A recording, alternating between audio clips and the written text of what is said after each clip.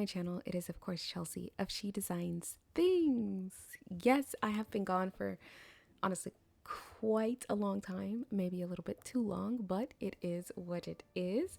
So I am just going to talk about a little bit in the beginning of this video where I've been, what I've been doing, what's going on, and then I'm actually going to answer some of the questions that you have left under my videos. A lot of you seem to be new, you have questions, and I just want to, kind of chat with all you new folks and welcome to the new year and what to expect coming forward out of this channel, and yeah, all that jazz. So without further ado, let's just go ahead and jump into the video. All right, so I have been gone, and this, if you're unfamiliar with it, is actually my blog site. So it's blog.shedesignsthings.com. Anyways, I've been gone for a while now. I want to say about 2 months totaling, but I have not really been gone. It's just I have clients and I've been exhausted. And yeah, so I want to talk a little bit about where I've been and what I've been doing, and kind of some of the delays with some of the things that I'm excited about producing and sharing with all of you. So earlier in the year of 2023, I was diagnosed with a condition called papilledemia, and that is a swelling of the optic nerve of the eye, if you didn't know what optic nerve is. So I had a significant swelling in the optic nerve of my right eye and indications in the left as well. So I have a little bit of color blindness in my right eye. This is my weaker eye, and then my left eye is dominant. Now, that being said, the swelling is caused by a condition known as intracranial hypertension, or in the case is known as idiopathic intracranial hypertension, which basically means it is an unknown. So idiopathic, they don't know, and intracranial, meaning within the skull, so within the brain, intracranial, and hypertension, not hypo, so hyper, which means elevated, or you know medical terms. I don't have to explain it. So it just means I don't have high blood pressure, if that's what you're thinking. I have high head pressure, and they don't know why. So they couldn't really determine why, outside of they do sort of have a reasoning why. I have what's known as like transverse venous stenosis, which is narrowing of the veins. And when you think about the condition in the brain that I have, as it relates, let's just say, to the cardiovascular system, it is very similar. So just like you can have like narrowing veins in the heart, and you would have to get a heart stent if your heart is struggling to pump blood to your oxygen to your organs, then it's the same, except it's in the head. That's exactly what it is. So I had a stent placed. So I have a piece of metal in my head now. And it's basically brain surgery.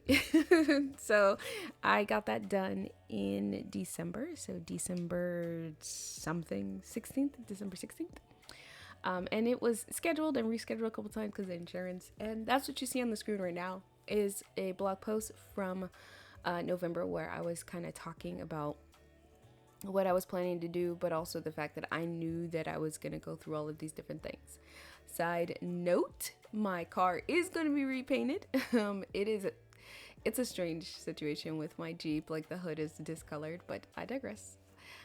So that is where I've been at, is just healing and getting better. And I've been on a slew of medications that have made me really sleepy and tired, and brain fog. I mean, so much brain fog, unable to sit for extended periods of time at my computer without wanting to pull my hair out. Like that is how bad the brain fog was, and it's getting better. Unfortunately, the half-life or shelf life of the medication I was taking is about 2 weeks, and I'm coming close to that 2 weeks mark. So hopefully I will wake up soon. And then my ADHD medication, because I also have ADHD, is out of stock. So, just I need my ADHD medication. It's hard to sit still. So that is where I have been. I have just been working on getting better. Okay, in that. So I get these like strange yawns, and so I sit and I try to like have a conversation on the computer, and I just find myself about to fall asleep. That has always been the case. It's just more so lately, but I digress. Now, let's talk about moving forward, like what to expect, because I did go a little bit over it in here, but now I want to talk about, actually moving forward, what to expect, and then we can get into answering some of those questions that you all have left under YouTube videos. And don't worry, all of these sections will be, what do you call that? What is it called? See, that too, brain fog, totally forgetful these days. Oh my goodness, I can't believe I forgot what it's called. But anyways, there will be timestamps. That's what it's called, timestamps, indicating where information is in this video, assuming I get to it, because of brain fog and ADHD. Jeez. All right, so what to expect moving forward. So courses, I did push them back, obviously, just because of being exhausted, unable to sit at my computer to finish editing or any of that. And so I've been trying to just focus on my clients and also my other business. And my other business outside of photography is I am starting sort of a little brand extension of She Designs Things, which I am super excited to share that with you all. And that is just things that I've been creating while I've had to deal with all of this medical stuff. So, if you want to support this channel and see more content, I would really appreciate it if you check out that brand, which I will link towards the end of this video. Actually, I'll share with you little clips here and there. You're going to see them in the shorts, YouTube shorts. So I will add some of the behind the scenes there, and you'll probably see some of the behind the scenes under my TikTok, which is She Designs Things. So there's that. O for Font's Sake is going to be printed. There is a print edition coming out, and if you would like to order those print edition of O for Font's Sake, which will be these cards, which you can definitely see if you go to my actual She Designs Things, you see right here I'm actually holding a card for O for Font's Sake, and they are featured right here. So the print edition is ready to go. They're right here as well. If you are interested and you are ready, you are excited, you're like, hey, I want to have the print edition of O for Font's Sake. Absolutely. It is for small businesses, but you can use it as a designer. Instead of making them loose cards like this, I decided that they will be hole punched and placed on a ring. So that is what that's gonna look like, and I'm super excited because I can't wait to share with you guys the shots of what the final product will look like. Keeping it simple to start. I am not doing anything crazy with like the box. I'm keeping everything like craft paper and all that kind of stuff. I want it to be simple, just simple and clean for this next, evolution of She Designs Things, which, side note, I chose a great name because I design things. I don't care what it is, websites, hoodies, candles. Like, yes, I've been doing candles, guys. It's such a crazy thing.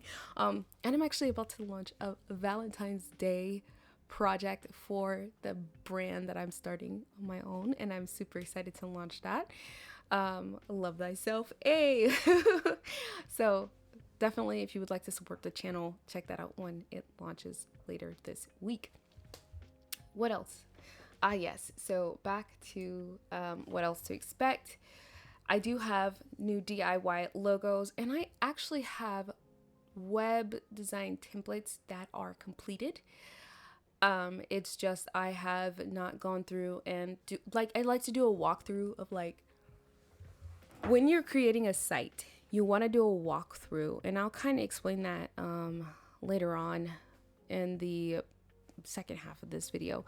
Is you want to do a walkthrough of just sharing of how the website functions. So if you're not doing a walkthrough of your templates, if you're designing them or your website, then you're never going to know what somebody's user experience is like. So part of that user experience is just making sure you do that. What else is there? That's pretty much it. So now I want to answer those questions that you have left under my YouTube. And then I will get back to my regularly scheduled one YouTube video a week, which is my goal. There's no reason that I have to produce a YouTube video every day. I'm not one of those people. I refuse. So I have too much going on. So one YouTube video a week is fine for me. It works for me. If you have questions, feel free to leave them under my videos, and I will also leave links to where you can submit information, because I do get a lot of messages, and I'll kind of go over that in the next section. So let's just go ahead and talk about the questions that you all have left. All right, so before I answer your questions, here is the best way to reach me. If you have a question, the appropriate channel to reach me is via this form that I have here. I will also link it in my description. They are always linked in my description, unless you see some of my other videos, which I haven't gone back to and added the link yet. If you want me to critique your website for an upcoming video, there is a form for that as well. If you put these things anywhere else, you will be ignored. And if you want to book my services, you can do so by going to shedesignsthings.com/contact, or you can complete the form that I have also linked. So I'm going to answer the questions you've left under my YouTube video, and then I'm also going to answer some questions that I've seen in Reddit and some that I've seen under the Google Sites group, which is in Facebook. So let's just start from the top, and then I'll work my way down to the bottom. All right. Someone just said, thank you. You're very welcome. I don't know what you're thanking me for, but I'm sure it's for the video there. So you're welcome. I can pay you. Please help me. Oh, that's okay. I hope you sent a message via my contact form, which it shows that I did respond. This is how you would get in contact with me. How do I get in contact with you? Mind exploding and the rolling eyes emoji. Okay, that's rude. It's literally linked in the description of all of my videos, and there's a form everywhere. Just saying. You can also go to my channel, and under my channel, actually I'll have to show you since it doesn't really show up. If you're looking under my channel, literally right across here where you see hello, my name is, there are 4 links. Every YouTube channel is set up pretty much the same. If you click on more links, you'll be able to see every single link of how to get in contact with me. You'll be able to click view email address. So anyone's asking one more time, how do you contact me? This QR code you can also scan. There's a million ways to reach me. All right, so going back, that's how you'll be able to reach me. I assume this is the same for K create my site. It's already set up just off center all the way. Looks like crap. Yeah, just send me a message. I can see that you've messaged me like 3 times in the same video. Yeah, this is my link right here. No worries. Someone said this video isn't helpful, but you helped me by commenting, so I mean, it is what it is. This is not listed as a tutorial. This is just showing you an idea. Understand, an idea is for those who lack creative outlets. So if you didn't know that you could create a link in bio site using Google Sites, now you know. But you're welcome. Also, I'm gonna give the heart to this one because they're struggling to find me, but I did comment. The very next video, wow, this is great. Hope you are feeling better. Snooze up here. Thank you. I am feeling much better, and this is regarding the membership portal using Google Sites. I have a million ways to set up a membership portal. Remember, mind over matter. Good job. I like the thoroughness of the video and the detail. Gonna try this with my Google site to see if it pans out. Thanks. You're very welcome. This is how to connect your Shopify and Google Sites e-commerce site. Someone else just asked, hi Chelsea, I was actually working on my Google Sites.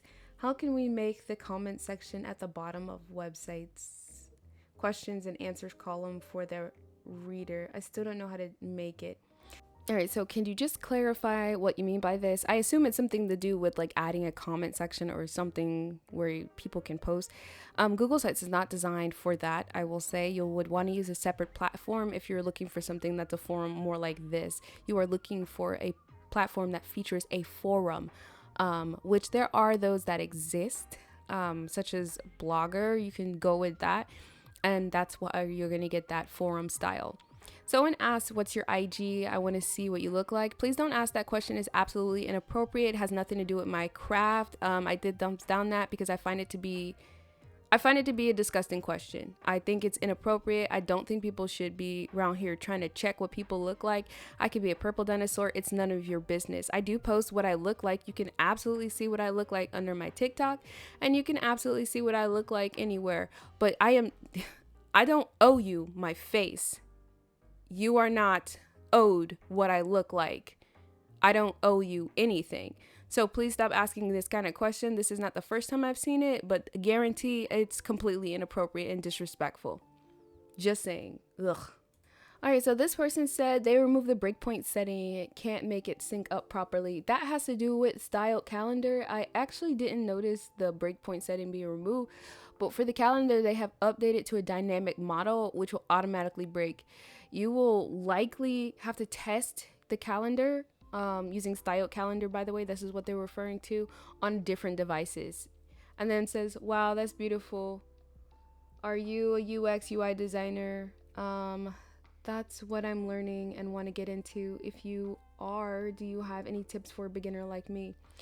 I mean, I have practiced UX UI. I do mostly do that, and honestly web design falls right in there. Remember, when you're doing everything from start to finish, you'll probably, if you're a web designer like me that works with smaller clients but they still have a full-on website, not just Google Sites, you have to decide if you need a whole team to do their project or if you can just do it yourself. And that's going to decide if you need to hire a developer, someone that's a little more skilled for some of the things you need to do, or if you are able to do some of the things yourself. If you're really trying to learn like UX, UI, don't start with Google Sites. You can, because of its limitations. I don't mind telling people to start with a Google site, but you'll start with a handicap if you see it and only design within there and you don't want to create something different. That's why I started with HTML actually when I was very young, and I say this in my about video, like about me on my website, which is I actually started creating websites when I was like 11. So a very, very, very long time ago, like 20 years ago. Okay. Hi, Chelsea. Thank you for your kind comments. You're very welcome, and very grateful for including my site into your video. Keep up the great work. You are very welcome. And this person I hearted, this one I did not. I guess I didn't get to. My love. Okay. You love back. Can you do a video about a cash on delivery e-commerce site on Google Sites? Thanks in advance. Technically speaking, you can do a cash on delivery site with a Google site. You can do a cash on delivery site with any site. The delivery aspect of a website is completely irrelevant to what platform you're using.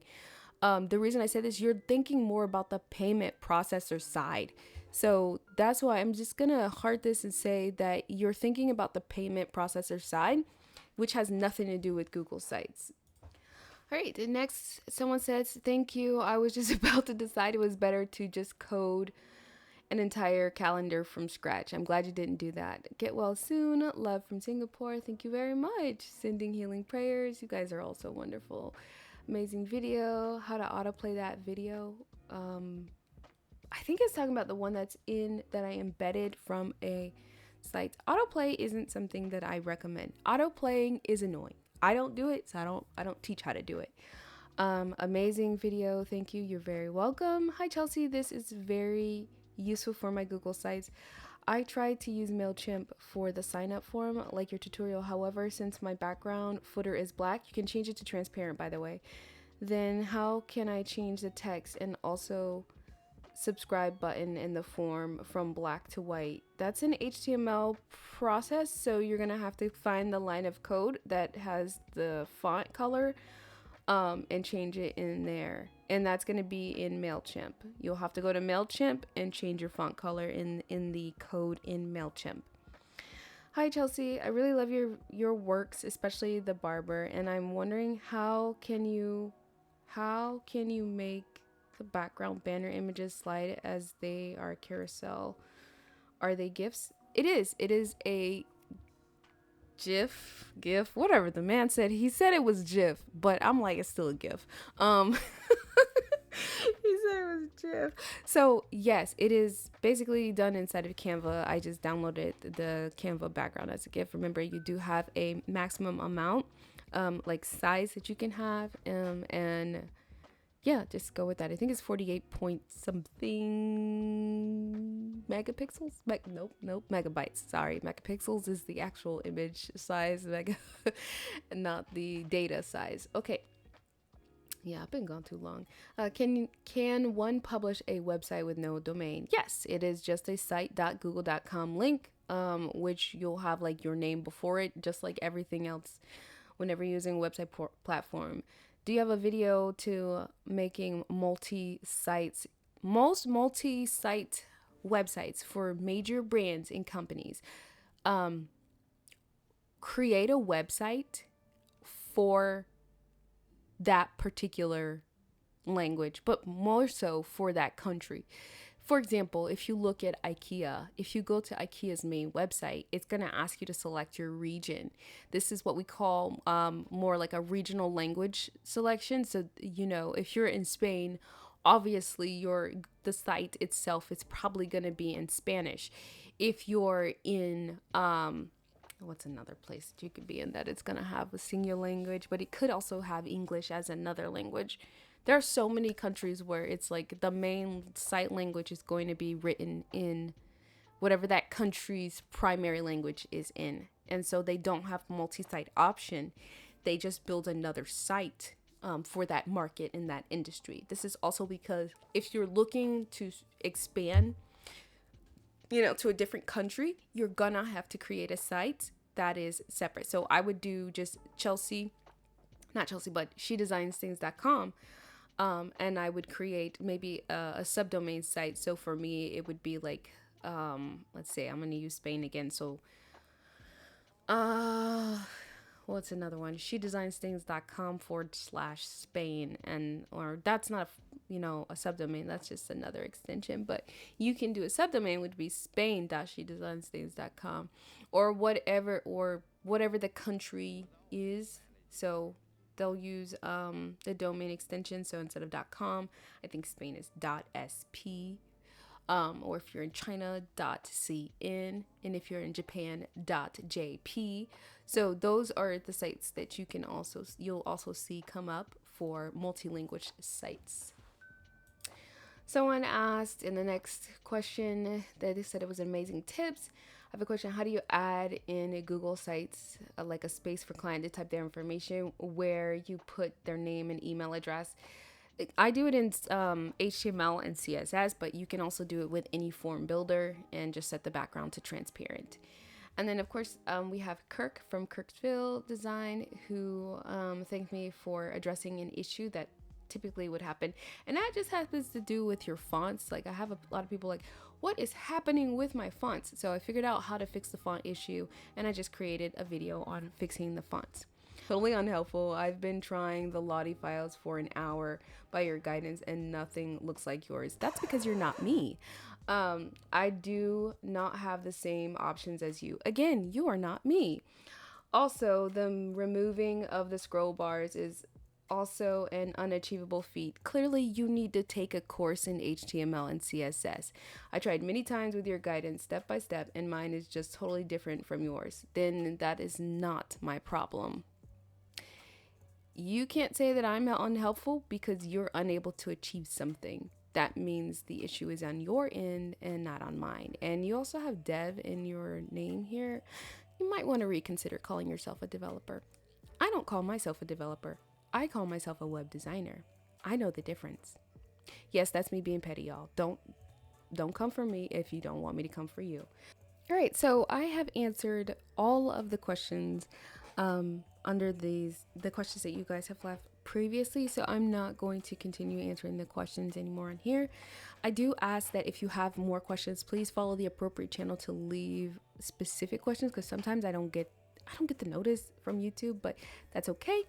I will leave the link to all of the forums in which you can submit information to me. I do plan on doing a critique video next week, while I get back into the swing of things. And then, yeah, that's pretty much it. Going forward, it should be regular, degular, life as usual. Hopefully, nothing else comes along.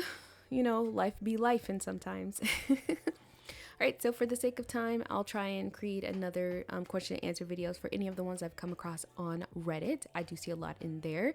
And any of the ones that I have come across that have not been addressed inside of the Google site page that is on Facebook.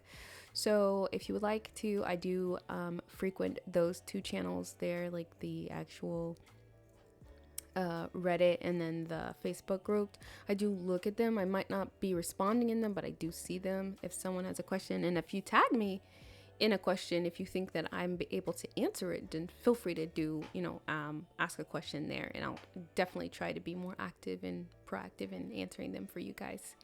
All right, thanks again so much for watching, and I'm so happy that I have so many new people here. I look forward to working with and inspiring all of you to creating and designing, not just in Google Sites, but in other platforms as well, which I can't wait to share with you some of those reviews as well.